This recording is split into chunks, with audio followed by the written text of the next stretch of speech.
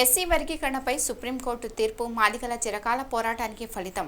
అన్న మందకృష్ణ నాయకత్వంలో వర్గీకరణ సాధించడం చారిత్రాత్మకం అని చంద్రబాబు 30 ఏళ్ల క్రితమే ఎస్సీ వర్గీకరణ చట్టానికి శ్రీకారం చుట్టి వర్గీకరణకు సానుకూలంగా వ్యవహరించారన్నారు. ఆయన ముఖ్యమంత్రిగా ఉన్నప్పుడు ఇటువంటి చారిత్రాత్మక తీర్పు రావడం శుభసూచకం. ఈ వర్గీకరణ దళిత ఉపకులాలకు రాజ్యాంగ ఫలితాలను పంచుతూ ఐక్యతను పెంచుతుంది. దళితులలో ప్రతి ఒక్కరూ ఈ తీర్పుని స్వాగతిస్తారు. టీడీపీ జాతీయ ప్రధాన కార్యదర్శి మాజీ మంత్రి వర్యులు కెఎస్ జవహర్ అన్నారు.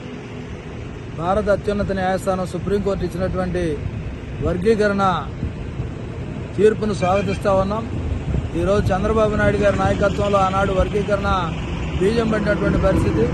అంతేకాకుండా సుదీర్ఘకాలం 30 ఏళ్ల పైగా పోరాటం చేసి మందకృష్ణ గారి నాయకత్వంలో ఈరోజు ఈ ఫలితాలని కూడా అనుభవించడానికి సిద్ధంగా ఉన్నటువంటి పరిస్థితి.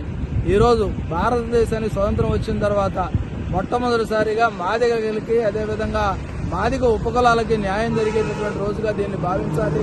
అదేవిధంగా రాబోయే రోజుల్లో దళిత హక్కులు అనేది ఐక్యంగా కలిసి పోరాడాలి, సంఘర్షించాలి, పోరాడాలి.